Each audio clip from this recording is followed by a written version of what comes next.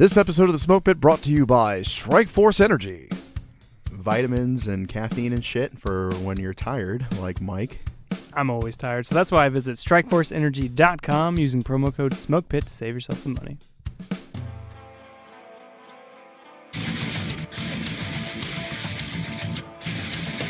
Welcome to The Smoke Pit. Hey. What up, Doe? Thank you for joining us for another episode. My name is Dan. I am your host with my other host, Mike fucking Sensi. That is I. Alexander Big Dog Pfeffer. It me. Don't add him, though.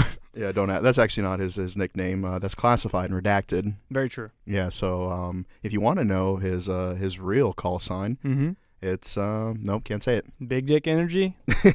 Big Dick Murder Demon.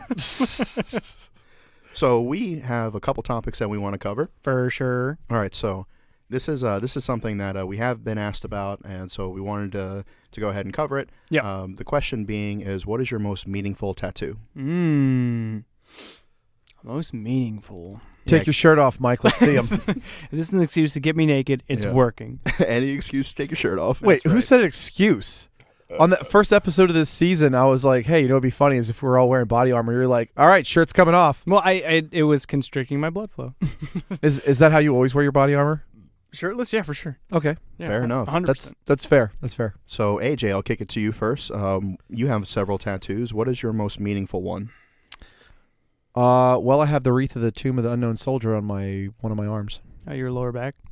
No, it's not that big. It's like right here. Oh, okay. No, my lower back tattoo is not that meaningful. I got it when I was 18. It was a different time. Just as playa. Yeah. I'm with it. It's playa with two butterflies, one on each end. So, how old were you, and why did you get it?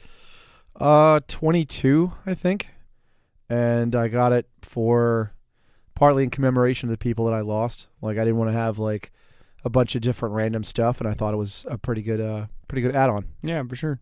Right on. So, Mike, what is your most meaningful tattoo? I know you have like what, 27? I have over 30. Yeah. Over 30. Yeah. Wow, that was a shot in the dark. Yeah, it was good. It was Do you a good count shot. your sleeve as one, or are No, they different? I say the different pieces. Yeah. Okay, so which one is the most important to you? I would honestly say, ironically, my most important one to me is also my worstly done one, and that's on my chest. I have a wing, and it has my siblings' names in it, and it looks like it was done in the back street of a fucking alley somewhere in Indianapolis. Yeah. Okay. It looks terrible, but that's my most meaningful one. Was it done in a back street in an alley in Indianapolis? It was not. It was done in a back street in an alley in Hawaii. So. Okay, so how old were you, and what prompted you to get it? I was 24, I believe, 23, 24. I had a few tattoos before then, and I always wanted one with my sibling's name or something to do with family. So I just I'm going to get this big fuck off angel wing going to cross my fucking left tit, and it is. And then I was like, I'm going to throw my fucking siblings' names in that fucking thing. And now it's there, and it looks terrible. But it's legible, and it's not the worst, so I keep it. I haven't covered it up or anything. Okay, and what did they say when you showed it to them? My siblings? No, Dr. Seuss. Oh, okay. Well, Dr. Seuss had some buttfuck rhyme, but my siblings were, they were like, oh, that's cool. It didn't mean as much to them as it meant to me. Yeah, they were just like, oh, cool. More tattoos for you. Yeah. Now, when you get into sibling disputes, do you ever throw that in their face? No. Well, because it's so poorly done, I feel like it's an insult for everybody involved. Yeah, we were watching some YouTube videos earlier, and one of them was this guy had made hot Kool-Aid for his brother. And he's like, drink this hot Kool-Aid. And he's like, I made this for you. And he's like, I don't want it. And he's like, I did it because I love you. And his brother was like, I don't want it. He's like, I hate you. And they ended up loving it. Yeah. He was like, I like this. This is good. Nice. Yeah, it was. I think it was Jillian Smith. Okay. It's got like 25 million views on YouTube. That's a lot of views. Yeah, then we watched the epic ballad of Shia Labeouf. Yeah. Yeah, if you haven't seen that, check it out. So this guy, he's narrating in the voice of Orson Welles, the guy who did War of the Worlds. Right. Correct me if I'm wrong, which I know you will. Oh, I will. As he is one to do. As he is one to do, but be that as it may. So now that we've all established that AJ is wrong, because I was correct, thus defeating him by proxy. That's not how that works at all. It's not? It's not. If you're right and I don't correct you for being right, that doesn't make me wrong. That's you are the only one in a suit right now, so I feel like you're the legal counsel as well as the team medic. I am also legal counsel for you right now. Yes. All right, so I guess to me, I have a paragraph on my back. I wrote a poem when I was in Afghanistan. It was, I think, my 4th deployment, and it was kind of a tribute to all the friends that I've lost. And it has 9 lines, like a 9-line medevac. And I wrote it myself. It was kind of inspired by a little interview that I saw by a World War II veteran, how he was talking to the fact that all the friends that he's lost, like he was in his 80s and 90s at that point, but when he lost his friends, they were like 18, 19 years old. So in his mind, like, he still remembers them, like, as they were, like, young, and so he was kind of like talking about that, and that kind of inspired me to write this poem. Yeah, nice. Yeah, Can you recite it from memory? So here we will keep you in our minds and our hearts, where time will never age you, nor will you ever be alone. We will keep you as you were, brave and young, until we see you again, never forgotten. Fucking rah. I got that as soon as I got back from Afghanistan, and it's on my back, and it's probably my most meaningful one. Yeah, for sure. Yeah, and I remember I was changing over for duty one day, and there was the staff sergeant that was relieving me, and I was getting out of my Charlies and putting on my camis to go to work, and he saw my back, and he was like, "Oh man, you wasted that skin. Like, you could have got like this badass Japanese art piece, but you wasted it." And I fucking turned on my heel. Yeah. And I was just like, yeah, that's for my boys that I lost, so you might want to and like, all rank and bearing like went out the window. How dare you talk to me like I'm not a United States Marine? Yeah, like I was about to fill that full of uppercut. Yeah, that's right. Yeah, because it's like one of those things, like the bravado of like I didn't even know this guy. He was just in my unit, Yeah, yeah. He's the like, audacity. Yeah. Yeah, you wasted that skin. And then I was like, so do you got something on your back? And he turned around and was just like really shitty, like naked Japanese dude in like a loincloth, like doing a sumo pose. What the fuck? And I was like, really? Yeah. I was like, you tell me I wasted my Yeah. skin? You know what? After seeing that, you're right. I totally wasted like, the skin. Yeah, he was like, I was in Okinawa and this was done with traditional needling. And I was like, it looks like it. It looks like it, yeah, yeah. It looks worse than Mike's chest tattoo. And he's like, who's Mike? You're like, I don't know. I don't even know him yet. So specifically, AJ has another tattoo that he doesn't talk about a lot. So would you mind if I told the audience this? It's in Latin, and it loosely translates to, we all have fears, but lay your head on my chest, for I am an eagle, and together we will soar to a great height and watch the dawn and begin to heal. Wow. I'm sorry, what? Did you tattoo me in my sleep? You got that on your dick? That's crazy. Yeah, that's a lot of ink. That's a lot of ink. Very, very, very small font, too. At least I had the room for it. Yeah, some of it kind of trailed off into the... well, the taint is between the balls and the butthole. Correct. So what's the area of space, like, where the shaft meets the balls? Like, what's that area called? It's just the front taint? The pocket. Yeah. The pocket? Just a little pocket. The little candy keeper? Yeah, that's right. Yeah. You'll find a Skittle in there. Sweets, treats, and all in between. Yeah, like a girl's going down on you, and, she finds the M&M that's tucked under the foreskin. That's for me. It's not for her. And she gets to the front taint, and there's a Skittle tucked in there. That's also for me, not for her. She does the James Woods. Yeah, yeah. Ooh, piece of candy. All the way back to your salad for her to toss. Now, AJ, I have to ask you. Here we go. Have you ever had your salad tossed? No judgment here. Yeah. That's a simple question. I'll say no. You have. Okay. Come on. Have you really? Yeah. I have not. Would you like to? It's kind of hard to answer that question. Why? I don't know if I'd like a thing I've never experienced. That's fair. Are you open to the idea? I mean, sure. Okay. Because, like, my butthole is far too hairy for that. Mm-hmm. Like, she'd have to go back there with, like, a lightsaber first. Yeah. And so that's kind of my big aversion to it. It's like a seaweed salad. Yeah, because my buddy was like, he was really sauced, and he fucking calls me at like 2 a.m. He's like, bro, you got to get your fucking ass licked, man. Like, when you get a girl who puts her mouth on your fucking back pussy, it's fucking amazing. And I was just like, how much have you had to drink? How are you still friends? Well, I mean... Well, he ate his ass. So they're clearly good friends, yeah. See, the thing is that we all know people in the military that we probably wouldn't be friends with if we had met them outside of the military. Oh, for sure, yeah. But they were in your unit, so that's your boy, True. That's fair. I don't think I would have randomly outside of the military chosen to be friends with someone who referred to my butthole as my back pussy. That's a person that's coming for you when the lights are off. That's right, yeah. In a locked up sort of way. Yeah, we all know people like that. Yeah. Mike, what would you say is one of the weirdest things that you've had to like back someone's play on? Like they did something weird and like you knew it was wrong, but like that was your boy, and so like you still had to like when you guys fought the Jersey Shore guy, Right. and started the Great Brawl of Wilmington. Yeah, we did. Yeah. Yeah, like that. Like if it was just some dude you had met at the bar earlier, you would have been like, "Fuck that!" Like, Yeah, for sure. I'm not getting yoked out by this bouncer. Yeah. But that's your boy, so you gotta go after him. That's a good question. Well, one time in Wilmington, that's not really backed him. He had to convince me of one thing. I'll tell you a story. So, me, my buddy Ams, my buddy Ivor, who's with me in all the stories you just stated, we were back in Wilmington. Good old Ivor. We need to have him on the show. That dude has fucking stories for days. And we were in Wilmington, and it was me and those two guys. They're both Marines. They're both admin, but it doesn't matter. And we were at the corner, like in between the clubs and the pizza place. You guys know what I'm talking about. And there was some other Marines, like, who were fucking, like, being standoffish against AMS. I don't even know what started it, but they were just, like, they were about to throw down, like, it was about to happen. So I was like, I had his back. But then Ivor pulled me aside. He's like, no, don't jump in. I was like, what are you talking about? Why would I not jump in? He's like, trust me, don't jump in.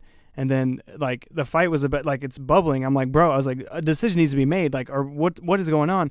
And then AMS, like, slowly, like, walked away. And I was like, okay, that was super anticlimactic. And I was like, what the fuck was that? And I was like, Ivor, why'd you pull me aside? And he's like, yeah, that those other two buddies that were squaring off with AMS, they just gave me $100 and said, please don't beat up my friends. And I was like, oh, it's a financial decision. Okay, I totally support that. No, because like there's sometimes you have to have like blind trust, right? Yeah. Like we were in the studio editing the last episode, and AJ found his old MP3 player from back in the day. Right. And he's like, all right, I'm going to charge it. I'm going to see what's on it. Mm-hmm. And we have some headphones that that we use for recording and stuff. Mm-hmm. And so he's like, I wonder if this works. And so I handed it to him. He's listened to it. And he's like, oh yeah, this was definitely my emo phase. Oh, nice. And then he hands me back the headphones, and I put them on, and he's just like, no, I was just done with them. And I thought that he wanted me to like listen to music. Like disconnected. Like I was just handing him the whole set. He was just like, all right, sticks them on. He goes, I can't hear anything. Yeah, I was like, that's because the MP3 player's off, buddy. I was just handing you the headphones back. He's like, all right. Yeah. My emo phase was soundless and dark. Yeah, this is blind trust. Like he told me this was old emo dated music. Yeah. And I was like, all right, well if you want me to hear it, like Yeah, I'm for just gonna sure. put it on. It was a lot of breakup stuff. Yeah. Which was interesting because I was not at the time trying to break up. Oh. And then I guess looking back in retrospect, hindsight being 2020, I was Always. like, I should have ditched out of the glass window on the second floor of my townhouse. Like, Yeah. I should have yeeted out of there and never looked back. Do you recall any of the songs or artists that were on that playlist? Just one off the top of your head. Do you know any?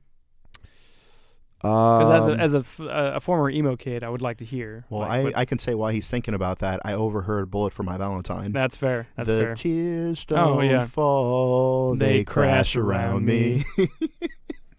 Solid song. That's fair. That's a great song, actually. Yeah. See, now that you said that, all I can think about is what is it? Another Me.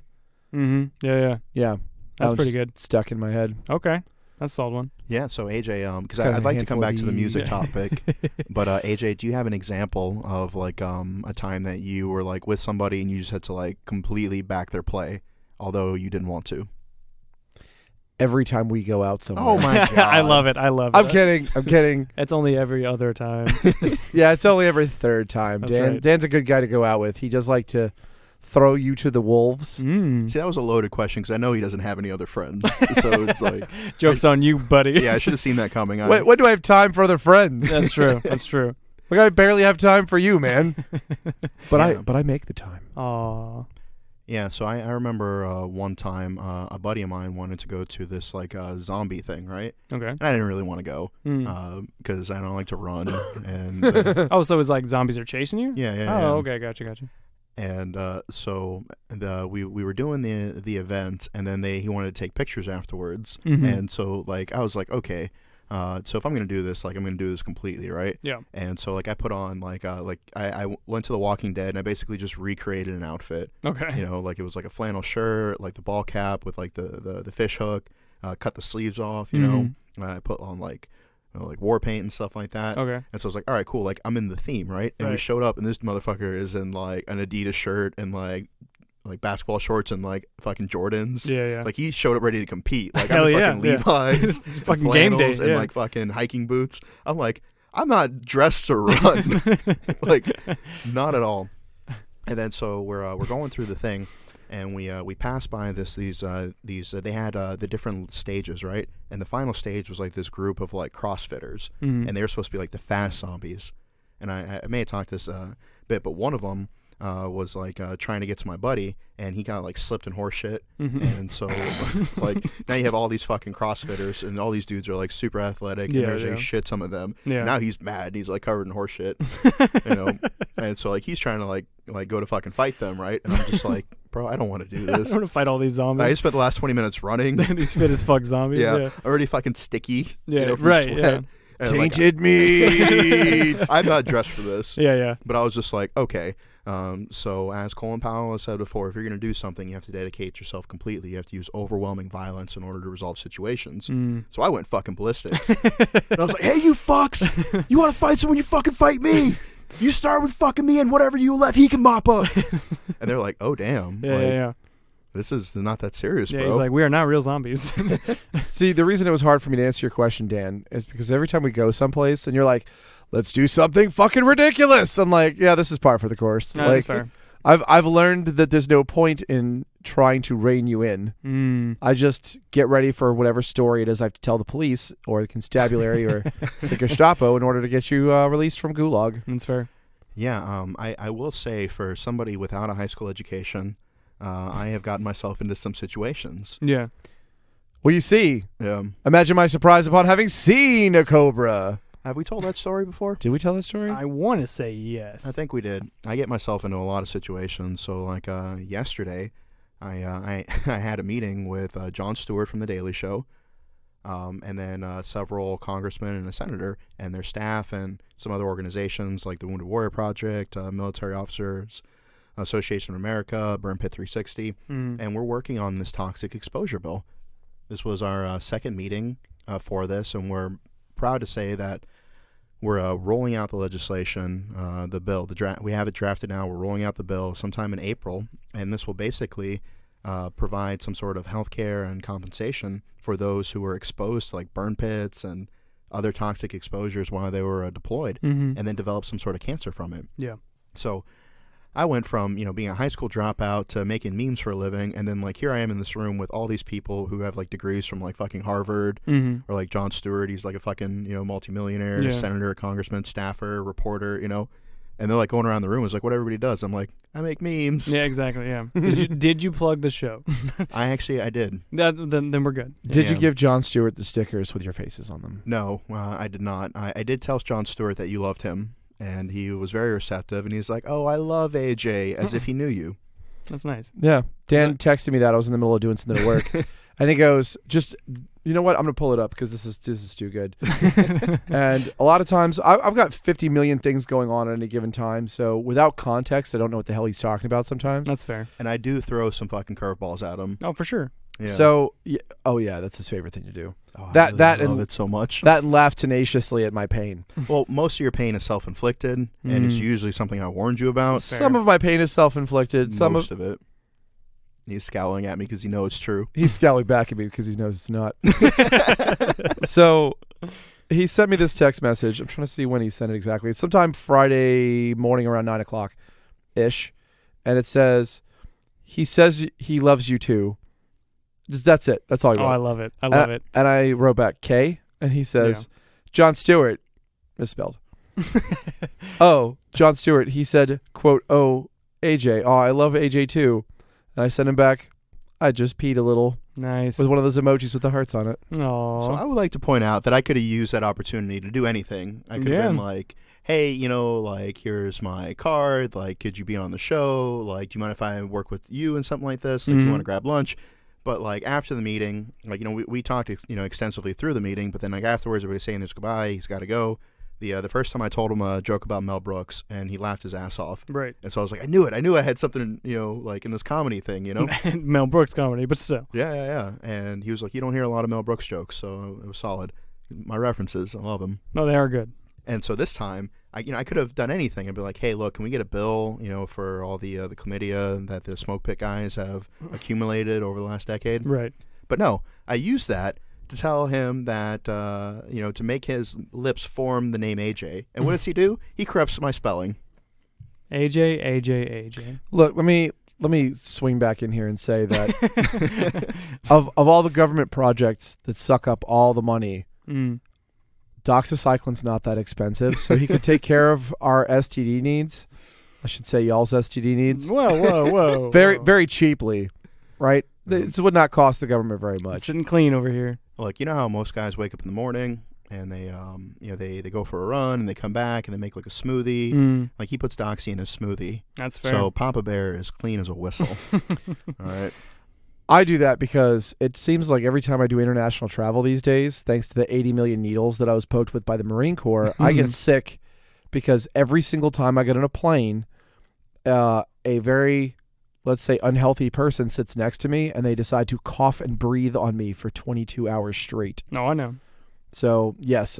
Did they offer you macaroons? Not a single goddamn time have What I a ever. travesty. It sickens me. It is. It's disgusting. The least you could do if you're going to give me Ebola virus is give me a macaroon to enjoy it with. Yeah, and so when I talk about the self-inflicted, I specifically warned him about a gypsy. Yeah. He did not heed my warning, and he caught Ebola. Way to go. Yeah. And now you have corona. All right, so to circle back to what we were talking about, it's extremely important for you to reach out to your delegate, your congressman, congresswoman, your senator, representatives, and ask them if they support the toxic exposure bill. Right. Because if people don't have people, if representatives don't have people in their district asking them about these bills, they're probably not going to do a whole lot until like they're forced to do so. And we got the offer from Drinking Bros to come back down and talk about it, and that they would, lend their voice to the cause. And, we just need to blow people's phones up to get this push because Jon Stewart said, like, we don't have time to do a 20-year study. Like, we already have all the data from toxic exposure from the 9/11 first responders, which he was, integral in getting past. Huge part. Yeah, it's like we already have the data. It was the same chemicals. Like, these guys are dying. They don't have time for this. Yeah, it only took, 20 years for them to get the first one. Like, I love Jon Stewart, but if it takes a comedian, right? Yeah. And it did, and he did a great job. But if it takes a comedian coming in there and telling you how you're a disgusting, filthy animal for not supporting the same people that you stood and held in front of you to get you elected, then it's your time to go. Yeah. Yeah, and we made the joke that he has his own parking space at the Capitol building because he's there so often. He might as well. Like I've seen some of the videos they did of him just, people would stop taking his calls and people would stop taking his meetings. So he'd be like, all right, roger that, and just burst into people's offices and be like, why do you hate America? And the funny thing is that like I was wearing my $900 suit from Espeto. Yes. Which hard flex. Yeah. Well, I mean, everybody knows that I'm not going to spend that money on that. Yeah, but Espeto hooked me up with that, and everybody else is very well dressed, and then John comes in and he's wearing a fucking hoodie. Oh, nice. Yeah. Fuck you hoodie. Yeah. When you've had that man's career, you can wear whatever the hell you want. That's true. Yeah, and the funny thing is despite there being congressmen and senators in the room, he sat at the head of the table. Oh, I love it. I love it. Yeah, so politics aside, whatever you believe about his views, like, you have to respect the fact that, like, he's taking his own time and money to push this issue for us. So the least we can do is, when the time comes, we need your guys' help in April to really beat down some doors, blow up phone calls, and get this thing passed because people are dying. Yeah, reach out, make phone calls and write letters and emails and stuff, and tell your senator that if they don't want to sign up for this and help people out, then they don't have a job. Yeah, and it starts on the congressional level. I believe so. Schoolhouse Rock, the video about, I'm just a bill. Right. Yeah, that's where I know most of my... I think that's how the senators know it too. So, yeah. I actually was listening to Schoolhouse Rock on my way to take a English final. Conjunction, junction. Yeah. What is your function? What is your function? Yeah. Speaking of other songs, I wanted to circle back. Some followers asked us what our favorite music was. Oh. Yeah. That's a hard question to ask because I've got a range of stuff I listen to. Like Dan had asked me about what music I listen to in the gym, and at the time I was listening to Hungarian throat chants mixed with metal. So, okay. Mongolian and Hungarian fusion with heavy metal. Okay. What? Okay, what? Okay, I'm not gonna play it right now. We can put up a link or something, but it's Mongolian throat chanting mixed with metal. Okay. It sounds like there's a bunch of Huns coming over the top of the hill Okay. to like beat you to death with their guitars. Okay. So in this was your jock jams. This is your gym playlist. that's my gym playlist. Okay. Okay. And are Right. you just lifting all the weight, or what are you doing? Yeah, I'm lifting like all of the weight. Okay. Maybe not all at once, Right, but right. I will get to it. Yeah. I will lift every plate, even if it's only by itself. Wow. So what else do you listen to? Alt rock, a little bit of rap, not the stadium country, but like old stuff, like Alan Jackson and whatnot. That's enough of that. That's the So, wrong one. You guys, That's the wrong one. That sounds like an absolute nightmare, for the record. It sounds like it's a fever dream. Like See, I'm flushing out a fever, and I'm just like, that's the noise that's going on in my head. that's just the throat chanting. You gotta get the one that's mixed with the. That's just the throat chanting. right. You even You hear gotta get the one yourself that's, right now? you gotta get the one that's mixed with the metal. No, see, I wonder if that's what like goes through his head when he's eating box for 45 minutes. Exactly. It has to. It's not. Oh, what is that? What is? I'm Um, blue. Now. Gloria Estefan. Oh. Okay. I like it. I like that. You know what? I approve. Yeah, you didn't see that coming, did you? Well, never do. Nope, never do. I would Mainly keep people, because he's I lo- selfish and closes his eyes. I like True. to keep people on their toes. Mm. All right, so Mike, what music are you into nowadays? I always say I'm a big proponent of anything except country. I can't. The irony being from Indiana and from the Yeah, Midwest, yeah. I don't like country music at all. I just don't find it good. But I'll listen to a little bit of everything, honestly. Yeah, so AJ is itching to get back to his Mongolian throat chanting. So what do you got? Stand by, here it comes. Yeah. I'm gonna forward this a little bit because it takes a minute to. Yeah. It takes a minute to warm up. Hey-o.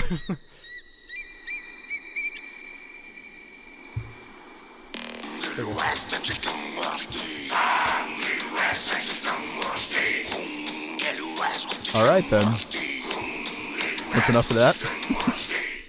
AJ, you're an absolute lunatic. I never said that wasn't true. That Like, is haunting. that's you- the point. You listen to that while you're working out? Yes, Okay. All right, I then. was listening to like Bugsy for a while. Okay. And that was okay, but then Sure. some of his later stuff gets a little self-preachy, and I'm just like, all right, well, I need something else. Yeah. This way, you don't get distracted because A, I don't speak Mongolian, and B, That's it just the sound of it makes you want to walk over to the guy that's sitting on the bench and not doing anything, and toss a salad. and his three bros are in the way, Yeah. and you're like, none of you are tall enough to be lifting anything, Right. and you're not lifting anything, so fucking move. It's 3 a.m. and I got a So workout to do. aggressive. Yeah, right. Right. Yeah. So aggressive. And it gives that music gives me the energy to like rip their heads off. To just posture on people. Well, I mean, you know, your fellow Americans and patriots who are overseas defending the country with you. Mm-hmm. those particular 4 individuals I'm talking about, fuck them. They're really douchey. Like there was one Okay, that was like the we guy got in it, we charge. got it. You're all hopped up on steroids. There was and this one- Mongolian throat chanting. There's this one guy that was in charge, and he had like this. He looked like a combination between Pee Wee Herman and like one of the guys from Jersey Shore. Uh-huh. Okay. And I thought maybe it was just his face was stuck. He had like the flip up in the front, Mm-hmm. and he had like the ridiculously comically raised eyebrow, and he always Yeah. looked at like his head was leaned back and his eyeballs were all big. Okay. And I thought it was like, you know what? Maybe I'm just being a douche, Yeah. and maybe his face is just stuck like that, Yeah. and maybe I shouldn't be a judgmental prick. Too much throat music. And then I was Yeah. in the DFAC like 3 days later, and I heard words come out of his mouth, and I was like, no, my judgment was correct. He is a piece of shit. And if he I wouldn't kill him, Yeah. but if he got hit by a bus, I wouldn't exactly mourn his passing. That's fair. That's fair. which All may be right. shitty, but fuck off. So my most recently played music on my my music app, Okay. Jimmy Eat World, Okay. Yellow Card, Mm-hmm. Plus 44, Boxcar Racer, Okay. Angels and Airwaves, Yeah. and Post Malone. Everything except Post Malone. 2003 called and they asked what you're doing. Listening to the good music that was produced then. You're in a serious pop punk phase. Yeah, I was. And if I forward a little bit, AJ put me on to the Paint It Black remix by Sierra. Mm. That was in the Super Bowl commercial. That Mhm. one was legit. Yeah. Heart of Gold by Neil Young. Okay. Yeah, Taking okay. It Back. My girlfriend put me on that song. Okay. JoJo Pose by Apollo Fresh, for those of you who are big on TikTok. Okay. Okay. Nobody, but okay. Yeah, Complacency Kills by the Marine Rapper. Oh yeah, classic. Yeah, and then Young Gravy by Young Gravy. That Young Gravy is so underrated. Yeah. He needs to blow up. He's big. Well, he's but got like 1 million followers on Instagram. doesn't matter. Yeah. He needs to be bigger. Gravy. Gravy. Love that guy. And then also Steady by Peabod. That's actually a really good couple song. If you have a sweetheart, download Steady by Peabod and give it a listen, and it'll make you fall a little bit more in love. Okay, wow. And then after that, when you finally get her into bed, put her on some Mongolian throat cherry. And just ruin her night. And then just destroy her fucking pelvis. Is Her it throat. ruining her night, or is it the best night of her life? Ruining her night. Well, I mean, it must be something good because, you have all these people trying to get back with you, Yeah. but you keep telling them, no, get away. No more throat music for you. No. Got to keep my head twisting off music fresh. But if we're talking about like smooth jams, like what you have Alexa turn on when it's time to get the business going. Yeah. Alexa, activate baby making music. Yeah. What do you go to? I would go Alexa, activate Barry White protocol. Yeah. What was that Delta song you were telling me? Big Black Delta, Yeah. hugging and kissing.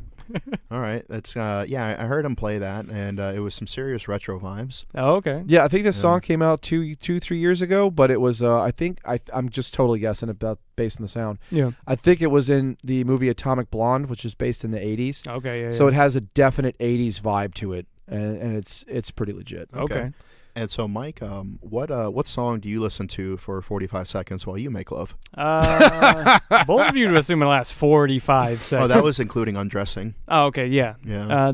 And ordering her on Hordash. Yeah, the Hordash order. No, the 5-second pump and dump is usually it's Return of the Mac just on repeat until I can't go anymore. You lied to me. Exactly. I would say mine is "Love Is a Bitch" by 2 Feet. Mm. It's got those really, really soulful guitar music. Just full of, just like longing and desire. And that actually kind of reminds me a little bit. In Portugal, there's a genre of music called fado, which basically is like this really melancholy kind of like folk music. And like the idea is that like you're sitting there, you're smoking a cigarette, a cup of coffee, looking out a rainy window, thinking about better days, knowing that you'll never have them again. And so the entire genre is just like super fucking depressing. Sounds a lot like Mongolian throat music. No, Mongolian throat music doesn't talk about the past. It talks about whose head you're twisting off in the future. Yeah, so if you have any recommendations for music, please send them to AJ. Yeah, at Apollo 3031. He'll filter them for us. Yeah, and he'll let us know what the good ones are. Yeah, for sure. Yeah, we'll put him in charge of that department. Mm-hmm. If you have any tips for Hordash, please message them to Mike. Yeah, I got you. And what's your new handle?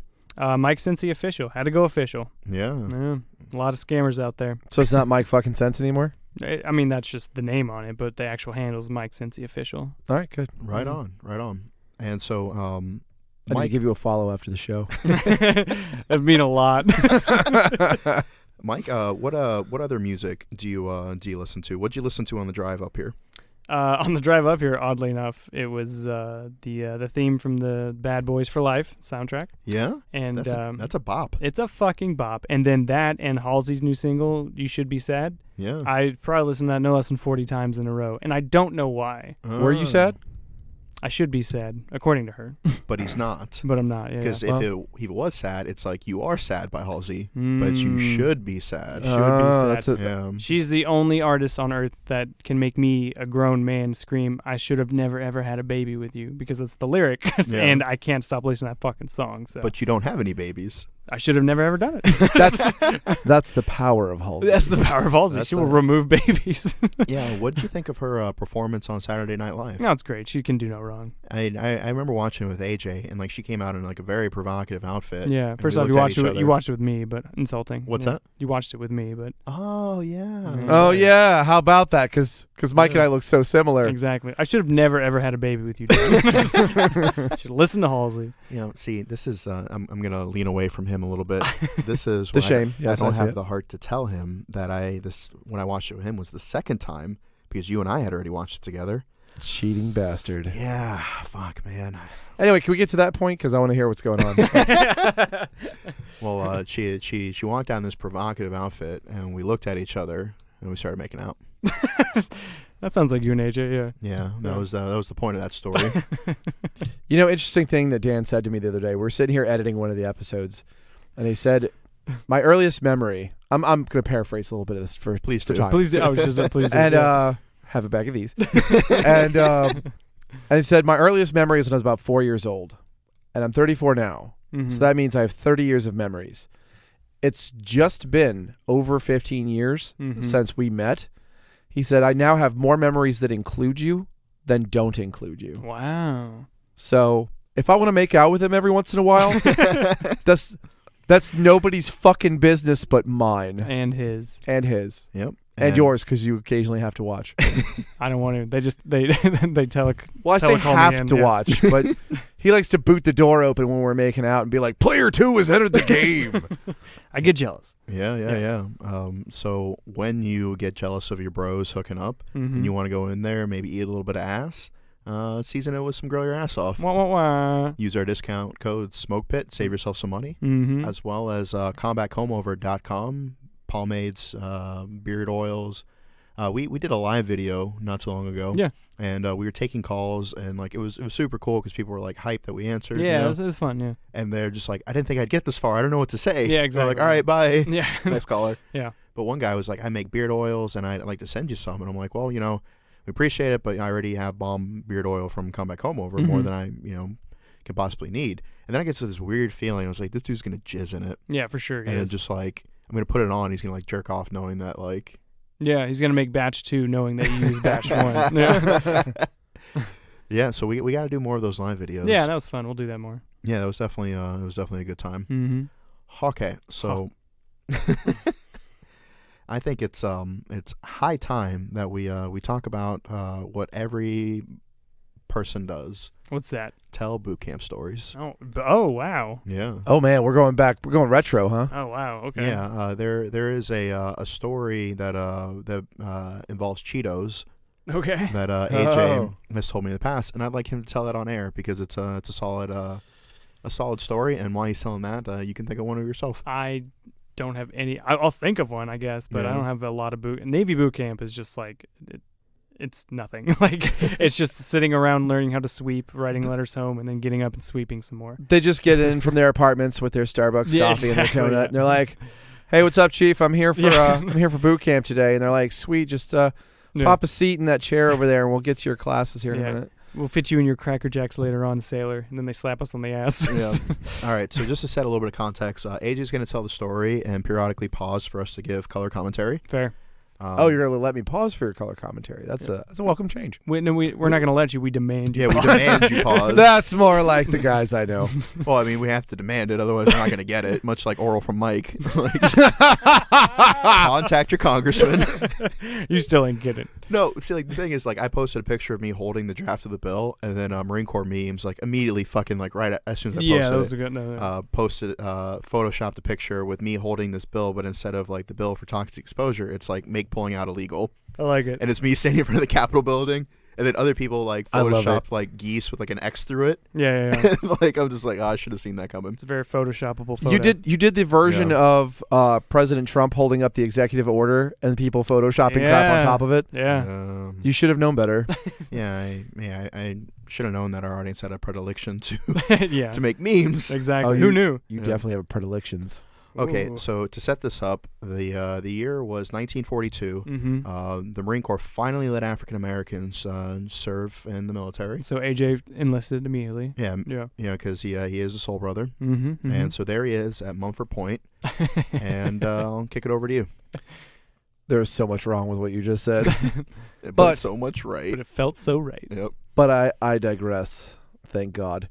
So I had this guy in my boot camp, and I'm not going to say his name, but he was the typical corn-fed white boy from the Midwest. Like he was about 6'5", blonde-haired, blue-eyed, wide as a linebacker, definitely chucked hay his entire life, dumber than a sack of bricks. Okay. Right? And we had a drill instructor who looked a lot like Nosferatu from like the 1920s. like the pulled skin and the bald head that looked like the shape of a light bulb. And for those of you who aren't a million years old, Nosferatu is an old school vampire from a movie that was made in like 1939. They remake Dracula every like 15 years. Yeah, Dracula, not Nosferatu. Same thing. Yeah, not if you don't know that. They referenced it in Rick and Morty. That means it's relevant enough that people See, should know the it. movie was only 10 years old when you were in boot camp, so it's easy for you to know that. But like Again, in Rick and Morty, they had the one where he went to the high school and he was Tiny Rick, right? And they killed the vampire. And then after credits scene, the vampire master, he's like, Coach Ferratu? Really? We're playing these stupid fucking games? From now on, everybody's going to have a regular name like Chris Johnson or something. You know the writer of that show's like 50-something, right? Like, he would get the reference. And they intentionally put things in there that people don't get so they can, like, be, like, hoity about it. That was a good scene, though. He's like, I'm an asshole. I feel like I'm being an asshole. Yeah. That was a good scene, yeah. Oh, I'm not? Cool? All right, great. And then he eats that woman's neck. Yeah. I love it. But anyway, so, yeah, just Google Nosferatu and look at the 1920s version, and that's the staff sergeant we had. 20s. 1920s-ish. I don't know. I'm not a fucking film historian. Anyway, so this drill instructor hated this kid. And he didn't yell at him because yelling at him would have been easy. What he would do is he would stand right next to his head anytime he had the opportunity, and he'd whisper to his ear. He goes, you know I fucking hate you, right?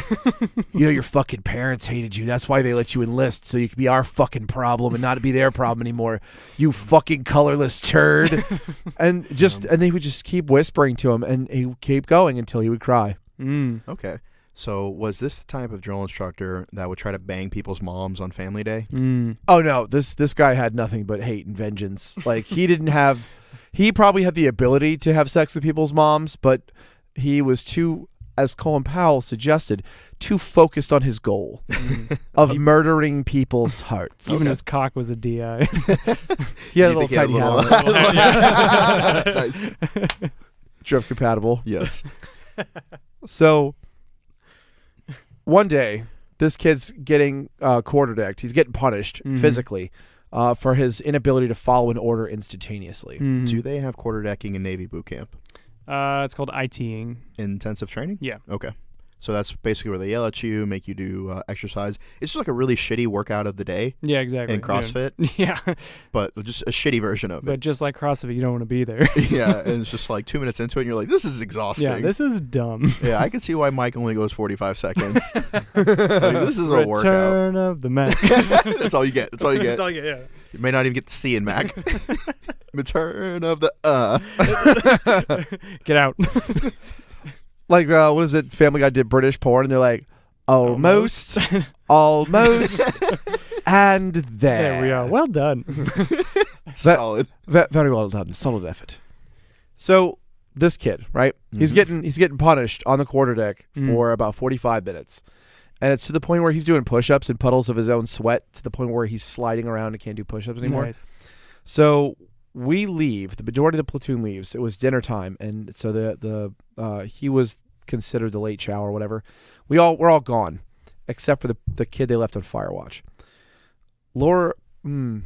Kid is put on the quarterdeck. Yeah. Sitting Indian style with his hands on his knees, and he's left alone for a little bit because there's like an X period of time they're allowed to haze you, and then it's like malicious hazing, not training. Yeah, like they can only go for so long according to the order. They have to carry cards in their left breast pocket of their blouse that says like what they're allowed to do, and so they have questions. It's like right there. But furthermore, it's so the command can fry them. You had your card, and you knew what you did was wrong because you had the card. You were aware of the limits, and you crossed them anyway. That's fair. Yeah. So, the kid's sitting there on the quarterdeck, and drill instructor comes back out, and he had this weird thing. Like, he already looked like a vampire from the 20s. Okay. So he used to do this thing where he'd be standing straight up, bent over at the waist, but he'd still somehow be looking up at you when you were sitting Indian style on the quarterdeck. That's haunting. It is haunting because the knife hand would be right there too. Yeah, much like AJ, this individual was very limber. Yeah, AJ can put one of his heels behind his head. You know, if somebody wants to eat his salad. Moving on. I have hips like an old husky, so don't give me that crap. Like just hip dysplasia out of the woods. So this kid was a solid joke. Yeah. It was a solid joke. I'll give it Get to some you. of this Cobb salad. No respect, I tell you. That was actually one of AJ's high school crewmates, for the rowing. Rodney Dangerfield. Yeah, Rodney Dangerfield. That's fair. So To think AJ's older. yeah, you know why I still look so young? I keep my blood thin with rage. That's fair. Hanging out with you guys makes it easy. We keep you young. Yeah. So this kid sit on the quarterdeck, and the drill instructor comes out, and he starts whispering to him again. But he goes, I'm not going to do the drill instructor voice because I'm not a boot. But he goes, Dan does it all the time. Yeah, and that was kind of like the preference of this whole thing is we all tell boot camp stories. yeah, we do, but we can modify them for our age. So he goes, you know what? You're still a piece of shit. I still think you're a turd, and you deserve to not be here. But I will give you the credit that you've been here for several weeks now, and I have hazed the dog shit out of you, and you have yet to quit. Nice. I don't know if it's because you're brave or because you're too fucking stupid to realize what's happening to you. Yeah. But I'll give you that credit. So he's like pumping him up a little bit, right? Well, that's what some of us at this table would tell young ladies. I don't know if you're brave or you're stupid to be here. Yeah. But Pass those chicken nuggets. It's go time. All 40 of them. That's right. So he's pumping him up, and then he disappears for a minute, and he comes back in, and he's got back in the day, they had these it looked like a Pringles can, but it had different kinds of chips in it. So this one had Cheetos, and they were in the shape of little paws, right? And they were called Cheetos Paw Prints or whatever the hell. Yeah. But it was like a Go can. Yeah. Okay. Right. So he brings this back from the senior drill instructor's hooch, the little house that he lived in, and he hands it to Laura, and Laura takes it. Whatever, you can bleep it or not. I don't give a shit at this point. Well, so for those of you who are in the Air Force, drill instructors are the people who give you guys ice cream and promotions in boot camp. That's right. Right. And foot rubs. Yeah. Yeah, and drill instructors for us are the ones that hand us pain and nightmares that last forever. And apparently Cheetos. So he hands him the can of Cheetos. He goes, you know what, boy? He goes, I know you miss chow, so why don't you go ahead and eat these Cheetos. Now, I know Laura's too dense for this, but I know in my head this is the way it played out, right? Like it zoomed in into his brain, and there was like a little mini guy in there. Like Homer Simpson style. Exactly. Yeah. And he goes, all right, now I know I just got hazed for 45 minutes straight for not doing what I was told. So clearly, instant willing obedience to all orders is what I should do here. And then the little other guy in there was like, are you crazy? The senior drill instructor will come in here and eat your spleen by ripping it out of your throat, like for eating his Cheetos. Like clearly that's a bad idea. So he goes with the lesser of two evils and says, well, how can I get in that much trouble from doing what I'm told? So he begins to eat the Cheetos. Oh, no.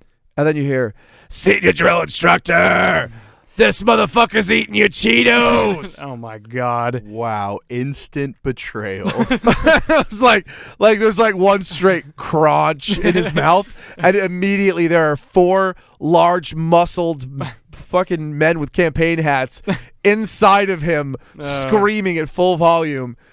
And at this point is when the rest of us came back from dinner, right? So we hear, all the hazing going on up front. And as we're walking in, somebody comes up, and one of the drill instructors, and grabs 6 more kids and brings them up there and puts them on the opposite side of the quarterdeck. So they're kind of the guy who's already getting in trouble and the 6 new guys are all facing each other, right? And the quarterdeck is kind of like a designated space for like activities, whether it's pain, classes or intensive training or like mail call. It's just kind of like a cleared space in the barracks. Like I would say like depending on the barracks, like maybe it's 20 by 20. Pain. Yeah. So yes, it's like the only space in the barracks that the recruits are supposed to be in that doesn't have beds in it. Right. So they're up there and they're doing push-ups right now. The kid is back in the puddles of his own sweat, so he's pushing. And at this point, they're pushing as they're told. So the drill instructor will say down, up, and they have to go down and up. And at some point, Laura can't push anymore. Like his arms are gone. He's sweating. He's like slipping in puddles. The other kids are fresh. So the drill instructor says down, up, and he says I can't. And the other kid goes, come on, Laura, you're fucking us. Eat the pain. He says, eat the pain, and it's like that drill instructor's mind explodes, right? He like comes down, he knife hands, he goes, what the fuck did you just say? And he goes, this recruit said, eat the pain, sir. He rearranges them. So now the kid is sitting like Burt Reynolds in front of the fireplace on the rug. Yeah. Right? He's got the Cheetos in front of him. Yeah. And the other ones are still pushing. And so every time he says, down, up, they go down, they come up, and they go, eat the pain. And then the other kid has to go, no recruits, I'm eating Cheetos. They keep doing it till he eats the whole can. Oh, jeez. And then while they're doing it, one of the other drill instructors, unbeknownst to us, had been sent out to go get another bag of the Cheetos Puffs, like the big party bag. Jesus Christ. They make him eat all of that too. Oh, my God. He Ralphed orange for days. That's a taste that just doesn't go away. No, not at all.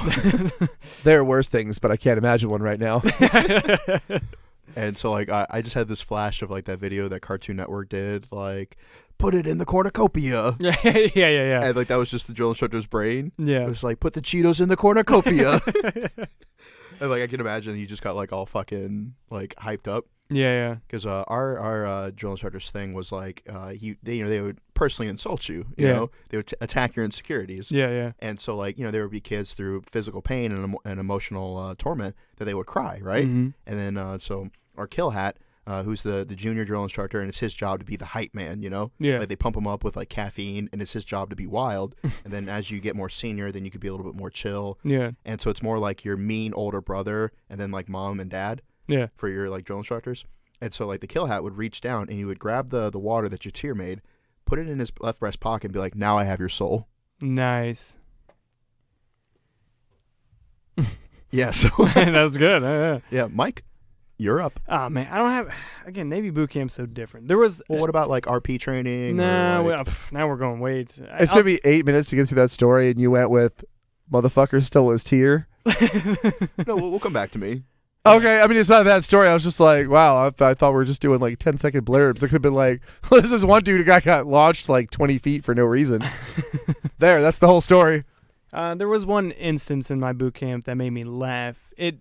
This runs the risk of you had to be there story, so I'm going to full send it anyway. You can cut it out if you want. I don't know if it's going to hit or not. But, and I don't know how Marine Corps boot camp is, but Navy boot camp, like there's a few recruits who get like jobs who are like the RPAC or like they're like known as the scribe or the scribe or the like gear locker recruit. So same. There's a bunch of different jobs, but one of them usually like the oldest recruit in the berthing is known as like the education or training petty officer. So when you join Navy boot camp, I think they give tablets now, but they used to give books full of just like everything Navy, and you couldn't look up from your books the first couple weeks. You had to like be buried in your books. You're like learning. Like knowledge. Yeah, exactly. Yeah. And so this guy, he was like early to mid 30s. He was like the oldest dude in boot camp, and he was like the education PO. And so we had all done one of our first written tests for boot camp, and we did really bad. Like some people passed, most people failed miserably. Like it was just a really bad showing out. And this guy was like this fucking nerd. He was like 6'3", so he was pretty tall, and he had glasses, and he talked like very like just like, I'm better than you. I'm older. Like I've been You given. literally just described AJ. And I'm gonna continue. And 6'3", 6'3", glasses, yeah. Irish. Oh, he's glaring. Always glaring. I could feel it. And he's not wearing his glasses, so they might be squinting just to see you. I love books. I'm AJ. Buh. Anyway, so I will burn this motherfucker to the ground while playing Mongolian throat chants. What else would I play, Daniel? That's like the only good thing that music's for is burning a place to the ground. Anyway, so this guy, he's the training PO, and so we do really bad on this test, and so the fucking the RDCs put us to bed, and they turn off the lights, right? And so everybody, obviously a full day of training, you're tired, you don't want to fucking do anything but sleep. It's like the little piece you get at boot camp. And so then, like, I'd say 10, 15 minutes after the RDCs leave, this fucking nerd, he like goes to the opening of the berthing, and he flips on the lights, and everyone's like, what are you doing? He's like, I'm the training petty officer, and we fucking did poorly on this test, so now we're going to study as a group. And everyone's like, fuck yourself. What are you doing? Like, we have no peace here. And then this guy's just like, no, we're doing it. And so slowly, a few people crawl their racks to actually get their books out. And then they're like, come on, we're supposed to be brothers. Like, this is like a training exercise. We're all building together. And like, everybody's like starting to argue amongst themselves. And then in the very back, you just hear this big black guy who became a cook. I don't know if that's relevant to the story, but it paints the picture. I'm just picturing Chef Rush. 100%. It's a Chef Rush. This guy, he didn't get out of his rack. You just heard him in the back, and he just goes, hey, I'm not getting up. And then everyone's like, I forget his name, fuck. And he's like, so-and-so, come on, get up. He's like, I'm not getting up. And then the training PO was like, he's like, well, you have to. He's like, I don't have to do shit. And then he's like, well, are all your brothers? And then he cut him off while he's talking. He's like, hey, he's like, if you don't cut the lights off in 30 seconds, I'm going to fucking kill you. And then it got really quiet. And then he just turned the lights off and everybody went back to sleep. So this big black guy who just wanted to sleep, he goes, I'm going to fucking kill you if you don't turn the lights off. And then everybody was like, yeah, it's probably good. Let's just go to sleep. We'll do tests later on. So that's the only time boot camp I was kind of like, that was really funny. But yeah. Just in the dark corner, a dark man made a dark command. It's poetry. It's poetry, yeah. Yeah, that's actually what the Mongolian throat training translates to. Yeah, he sings most of that music. Yeah, they're for those of you who don't know, Marine Corps boot camp is super gay. Yeah. You spend a lot of time naked around 70 other dudes. And so that's not to be derogatory to those, who have that preference. Sure. Because if that's what you're into, join the Marine Corps. Yeah, it's like Kevin, where he's like, from the office, and he's like, I can't go to boot camp. All right, he's like, I'm sorry, I can't go to prison. Yeah. And then Oscar is like asking him, he's like, oh, you would love it there. Yeah, he's like, you haven't heard what goes on in prison? You'd love it there. And Oscar's like, why? Like, he knows what he's getting at, but he wants Kevin to say it. He's like, you would love it there. Yeah. And so you spend a lot of time in various stages of undress, and so there is a fair amount of time where you're not wearing anything except your shower shoes. And so you have like your hygiene bag in one hand or your towel. And a lot of times you have to run to the shower naked, and they'll have like the squad leaders there with like a little pump bottle of Dial soap. Mm-hmm. And there's like 10 showers in the shower, but only like 4 of them work. And they're like mixed between scalding hot and freezing cold. Yeah. So you're essentially doing the Macarena as you're like twirling through the shower, like trying to soap and rinse off in like 30 seconds. Yeah. It's like showering with a woman, except without any women around. And lots more dangles. Yeah, and so, and if for whatever reason you didn't move fast enough, or there was some sort of disorder or whatever, you get punished further. And if you're naked, you're naked. Yeah. Like, you just get punished naked. And so we would do wall to wall, where you'd have to run to one side of the berthing and then back to the other side, like as a unit. And so we're all naked, and so there's just fucking dicks flopping everywhere. Flop, flop, flop. And there's this kid named Steele who was all of 5'1", and we're running back and forth, and all you hear is Steele, and he's a very quiet kid, you didn't hear him speak up a whole lot. Right. You just hear him go, for the love of God, stop pushing. And so you had some of these kids in the platoon that were like 6'5", 6'8", so all I can imagine is he's just like crotch level, just getting all the Skittles and M&Ms. That's right, yeah, all those sweet, sweet treats. that are tucked into foreskins. Yeah. All these dicks and balls just smacking around in his face. And he's like being pushed, and he's like, yeah. He's like, for the love of God, stop pushing. And like everybody just lost their shit. And at this point, like we're okay, like all right, we're like Marshawn Lynch. We're like, all right, we're just here so we don't get fucking NJP, right, yeah, or like Article 15 or whatever. And so we're just like we're kind of chuckling to ourselves, like this is just not what I expected. Yeah. When you go to the recruiter's office and it's like one mine, any weapon. They forget to tell you that it's one mine, any weapon, lots of dicks. And so like we're just like running it back and forth. And so he puts us back online. He's like, all right, get your stuff out of your Foot Locker, and he's counting us down because everything you do is counted down from 30 to 10 or whatever down to 0. Yeah. And if they say 0, you have to freeze. And 1 is kind of like, all right, you're done. You have to be position of attention no matter what you're doing. Mm-hmm. And so we're all digging in our Foot Locker, and the drill instructor is like, 0! And everybody goes, freeze, recruit, freeze. And he's like, everybody except recruit Yagma, look at recruit Yagma. And he was just like bent over with like a demon arch in his back, ass all up in the air, like right in the drill instructor's face. His little brown star. What? Why was he doing it in front of the drill instructor? He was at a bad angle when he was trying to get into his Foot Locker, and he only had 10 seconds to do the thing. And so like this dude just looked like he's ready for a professional pounding. And so he's like, everybody look at Recruit Yagma. Except for you, everybody stop and look at him. And so he's like in the 3-point stance. Yeah, he's ready to it's go time. Yeah, and I think he was like, I think he was Arabic, so he was a brown man. With the brown star. Yeah, with the brown star, very hairy. Oh. And so he was just like, has everybody seen Recruit Yagma? Like, sir, yes, sir. He's like, what does Recruit Yagma look like? And then, man, he said a very derogatory term. Yeah, right. He's like, well, you said it, not me. You got 10, 9, 8, 7, 6, 5, 4. And it was just one of those moments. It was just like, this dude really stopped 70 grown-ass men to make them all look at another grown-ass man's brown star. Asshole, yeah. Yeah, just like all up in the air for everybody to see.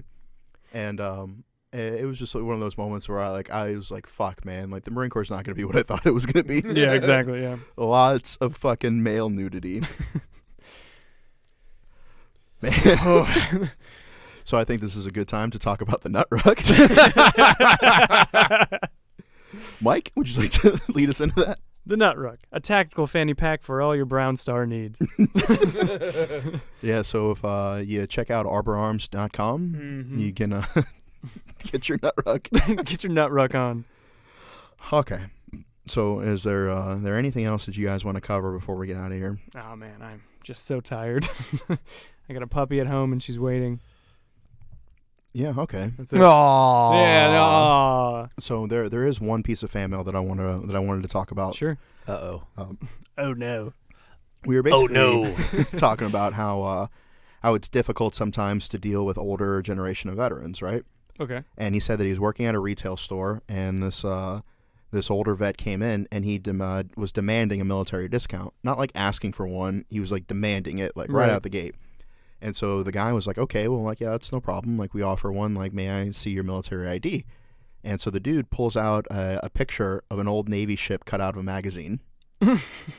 Okay. Not even like a developed picture of him on a ship or in uniform. No, It was like he went into National Geographic or something and clipped out a picture of a ship, and he held that up. Yeah. And he was like, the fuck is this? Yeah. It's the USS Go Fuck Yourself. Yeah, the USS Give Me My Discount, bitch. Exactly, yeah. And he's like, I can't give you a discount with this. And the dude got furious. He's like, you fucking hate America. Like, I'm a veteran. I serve my country. What the fuck? And you won't give me a fucking discount. Yeah. And I wrote an article for American Grit kind of about this because you have all these things that civilian companies want to do. They want to give back, but they don't quite know how. And they can't do it in such a way that it, cuts too much on their profits because they got to feed their family, right? Of course. So, like, different grocery stores will put up, like, veteran-only parking spot, or, they'll offer a discount or this, that, and the other. Mm-hmm. And the crazy thing about the veteran community is that people will get mad at that. Oh, yeah. And so, like, here I am. I'm driving into Walmart, and there's a parking spot that says, veterans only. And I feel like, like, I did Iraq, Afghanistan, 12 years. Like, if, like, this shouldn't be a problem for me to park there. Mm-hmm. But then my anxiety creeps in. Yeah. And I'm like, okay, well, I don't want to park all the way the fuck in the back of the parking lot and have to walk in and carry all my shit out, because I don't use a shopping cart because I'm a man. Right, that's right. One trip. But then at the same time, I'm like, if I park there, what happens if, like, some fucking double amp Korea vet shows up after me? Yeah. And he's like, you fucking bitch. Exactly. Too slow. With your no legs. With your no leg having bitch. Yeah, and so, like, the idea of, I'm like, what if people see me, too? They see me park there, and they, like, take a picture, and they're like, yeah, you could. Pop Smoke thinks he's a veteran. Yeah. Like, I am. Yeah, I am, damn it. Like, that's kind of my whole thing. Yeah, that's right, yeah. And so, like, I have this anxiety. So although the benefit or the preference is there for me, I don't want to use it because I feel some sort of guilt because I feel like there are other people who are more deserving. And I think that is a direct translation to the lack of people who file for veteran benefits when they get out. And I had a discussion with Congressman Ruiz's staffers about this. I was like, look, only a fraction of percentage of people who rate the VA benefits actually file for them. Like somebody from the Wounded Warriors told me that like 70% of their caseload for veteran benefits are Vietnam veterans. Oh, wow. Yeah, so you have guys who have not been getting paid. And so take this, for example. If you rate 70%, you get about $1,500 a month. And if you live for another 40 years, I did the math on this, that is a $720,000 policy that the government pays you in installments. Yeah. So if you think about 40 years times 12 times 1,500, there's that. And so like the government theoretically is going to pay you almost $750,000 over the course of your lifetime. So if you miss out on a lot of that, then like the government's saving a lot of money. So just like the parking space, you have this opportunity that you rate it. It's there for you. Mm-hmm. But people have guilt and they don't want to take it. Then we also did more math, and it's like, okay, if somebody waits 10 years to file their benefits, right? And because of this, like a lot of the paperwork gets lost, it's harder to prove things. Mm-hmm. Say you get like a reduced rate and you're only getting paid $1,000 a month. Mm-hmm. You do the math, even though that's only $500 a month less, but because of the 10 years, they actually end up only paying you half of what you would have been paid if you had filed to begin with and got that original percentage. Yeah. Half of that. $360,000 you left on the table. So just like this veterans discount that you can get at a hardware shop, just like this veterans parking space, the benefits are there for you, but we're not using it. Fucked on the way in and fucked on the way out. Yeah, so and then I told them this because the big debate was, should we include contractors? And my thought was like, yes, we should include them on the toxic exposure bill because as many contractors have died in Afghanistan as we have lost service members in Afghanistan. Mm-hmm. And so like the idea that contractors have contributed a lot to this country, DOD, DOS, various companies. And so like I feel like there should be some sort of provision. But the fucking thing of it is that if we do that, it's going to overburden the system. Yeah. There's already 6 months to a year backlog for people who were veterans, and only 40% of veterans actually use their benefits. So if 100% of veterans plus contractors were to be put in the system, it would destroy it. Well, here's the thing. Majority of contractors are veterans. And that's one of the things. Like, I can't speak to all of it, but I can say that one of the reasons that DOS, for example, Department of State, one of the reasons they use contractors for security personnel are it takes 2 years to make a special agent. It can take as little as 4 months to make a contractor, right? And a contractor isn't less of an experienced individual. Like, these contractors usually have like a long list of shit, like wickets they have to hit. Like, you have to have this experience in protective security detail. You have to have this experience as an instructor in these 5 areas. You have to do all these, you have to tick all these boxes. Yeah, but it's not the fact that they're not veterans. It's the fact of the matter is, when did they get exposed? No, so you have people who serve 4 to 8 years, but they never went to an area with a burn pit. They go there as a contractor. They get exposed. They get cancer, and they're not covered. No, I get that. We I understand what covered you're going merchant for. Marines after World War II. Merchant Marines got veteran status because they were being attacked by Japanese and the Germans. But we're not doing that with our current contractors because security, yes, the majority of security is. But when you go to technical aspects, the majority of the contractors that are out there, especially through DOD, are not security. They're specialized skills, especially with like cybersecurity and like stuff like that. And a lot of these guys, they're not veterans. Right. And then they're being exposed and they don't get anything. There's no Purple Heart for a DOS agent who gets shot. Mm-hmm. There's no, VA benefits. There's no disability claim. None of that. So, like, I definitely see where you're coming from, but the idea is that if we, like, I don't want to quote anybody directly, but the phrase that's going out there is that if we can afford to spend X amount of money on war, we should be able to take some of that money and spend it on the people who fought that war. No, I agree with you. That's the direction I was headed, is that, if you're going to take these guys, and a lot of them are veterans, and you're right, some of them aren't, if we can afford to put them in that situation, we can afford to fix them when that situation breaks them, right? And with the amount of money we spend on bullshit, just stop funding 2 programs we don't need, and you'll be good. Like, the amount of money we spend on nonsense is ridiculous. Yeah. And we had a show on this, I think maybe 1 or 2 seasons ago. Yeah, every time Mike comes here, he's got a new pair of gaiters. They're Yeah, issued to me. I can't help that. He's got like 16 pairs of those high speed operator like multicam pants with the built-in knee pads that are like $200 a set. And what's your problem? Hey, it's not that I don't think you should have them because they make your ass pop. They do. My All ass right. pops like a motherfucker. Right. In those, yeah. For a white kid from the Midwest, you got some booty. He's got that corn booty. I got a little bit of back, yeah. Like I'd say thick with 3 C's. In that one Return particular of the back. Am I right? Hey. Return of the back. But no, you're right. Absolutely. Let's stop wasting money on bullshit and start taking care of the people that take care of us. Okay, so I think we can all agree that contractors should get something. Now, whether they should be allowed to sue the company they worked for or whether they should just be able to enroll in TRICARE, that's the big debate. That's kind of what's stalling the bill right now. And once those finer points get worked out, then it gets rolled out in April, and that's the target date. So we voiced our opinion. Mike, what's your take on this? I feel like if anybody served in the same area as somebody else, they should reap the same benefits. Like whatever your status is, whether it's active duty, whether it's contractor, whether it's whatever, you're breathing the same air and you're eating the same food. You should rate the same benefits as those people you serve alongside. Right on. That's it. That's it. So to play the devil's advocate, you have somebody who enlists in the military. They do their training. They have a 4-year contract. Like, you literally have to go to work, otherwise you go to jail. Right. It's not like a regular job that you can just quit. Right. As for if you're a contractor, if you want to leave, you can leave at any time. Yeah.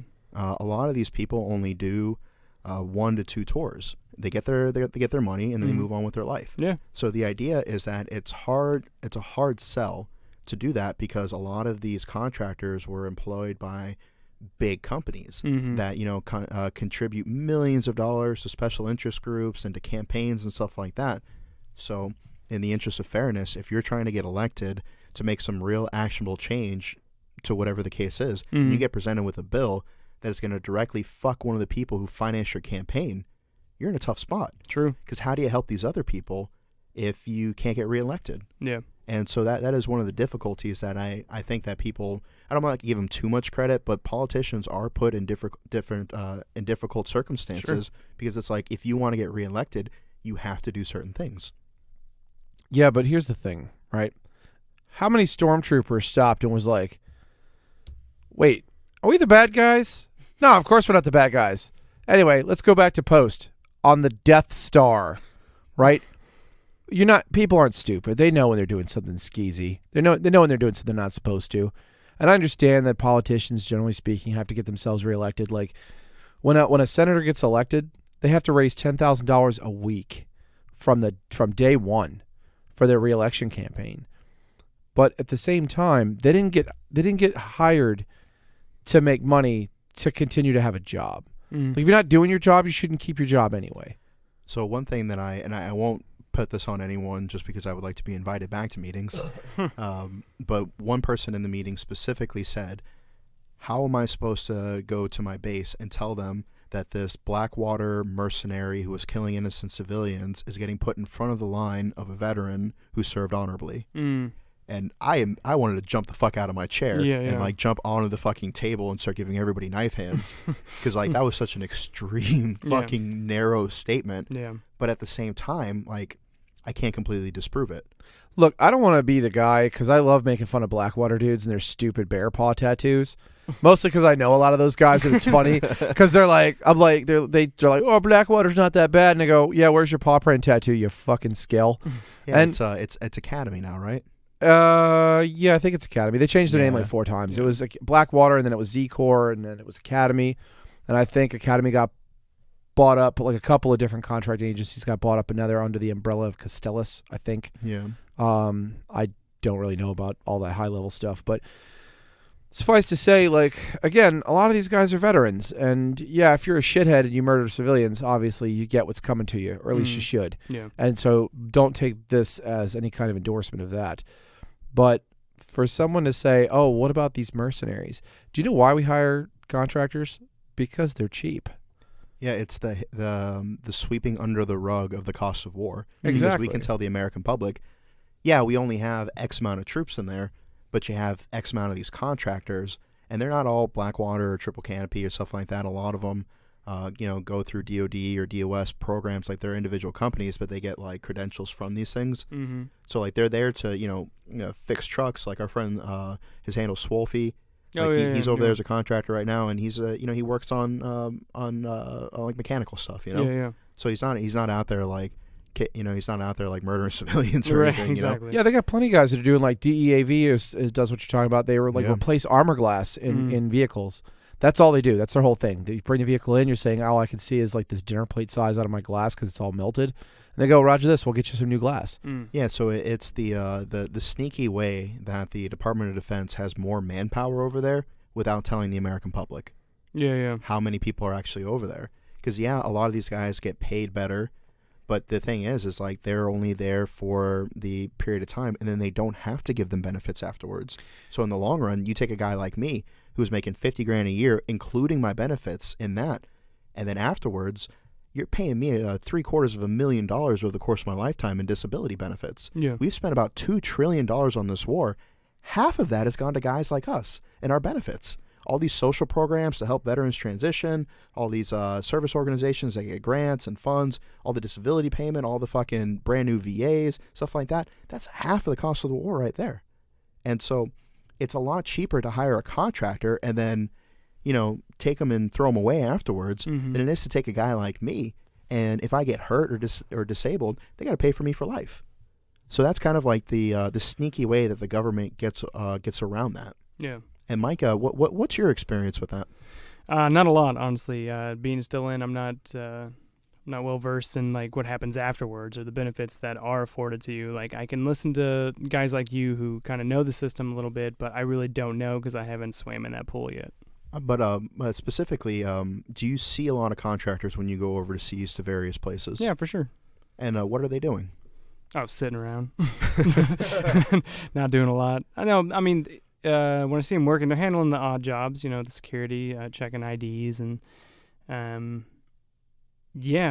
just doing like the blue collar work around the bases and just odd jobs. Honestly. Now imagine if you had to send, like a company or a battalion of soldiers or Marines to go over there and do the same jobs, and then pay all those guys their rate while they're over there. And then pay for them after they get out, their GI Bill, their benefits, and all that stuff like that. Right. So like the hidden truth of all that is that contractors are easily disposed of. Yeah. They're cheap, and there's liability guards, right? So like, let's say somebody from the special forces community shoots somebody, right? Right, wrong, or indifferent. We're not talking about they shoot some civilian. Let's say it's a bad guy. If they shoot a bad guy, nothing's going to happen to them because that's their job. If a contractor on a security post in like Pakistan, if their weapon gets discharged at another human being, it doesn't matter who they saved. It doesn't matter who they shot. They're done. That's it. They're a liability issue at that point. Even if they're on the cover of Time magazine for saving the U.S. ambassador to Pakistan, they're probably going to be given a firm handshake, a crisp high five, and said, "Here's your plane ticket. You're going home." Yeah. Yeah, there's a phrase that is common with contractors. It's called the first thing smoking home. So if you fuck up, if you do something wrong, or if they just don't like you, they can put you on the first thing smoking home. Yeah. And then that's it. But if you try to discharge a service member, like that's a lengthy process. That's a long process. Like you try to med board someone or legally separate them, that could take 6 months to a year plus. Yeah. That you're still paying them. And then, oh, by the way, they still get their benefits. So that's kind of like the debate on that. So if you have thoughts about that, please message us. Let us know what you think. If you have experience with that, if you and a loved one have been exposed to some sort of burn pit, check out burnpit360.com. They have their own registry because the VA is not exactly helping us with figuring out which burn pit registry patients are in which districts because we have to contact their specific congressman to help get this legislation passed. So the VA is not helping with that with us, but Burn Pit 360 has their own registration that we can look up people's address that they, that you volunteer to input because of, you don't have to, but if you do put it in there, you can be like, all right, we have X amount of people in this district, X amount of people in this district. These are the congressmen and senators that we have to set up meetings with. Because currently right now, Texas has the most people on Burn Pit 360's registry. So right now the primary focus is targeting the congressmen and stuff like that. Like we had a meeting with Dan Crenshaw's office, and I won't divulge the details of that just yet, but that's one of the people that we have to try to get their gauge their temperature on, like on how all this is going to go. So if you have experience with that, reach out to them. There's other great organizations out there as well. So whatever your flavor is. I like it. Cool. So any final thoughts, parting shots? That is it. I'm good. Bye. Bye.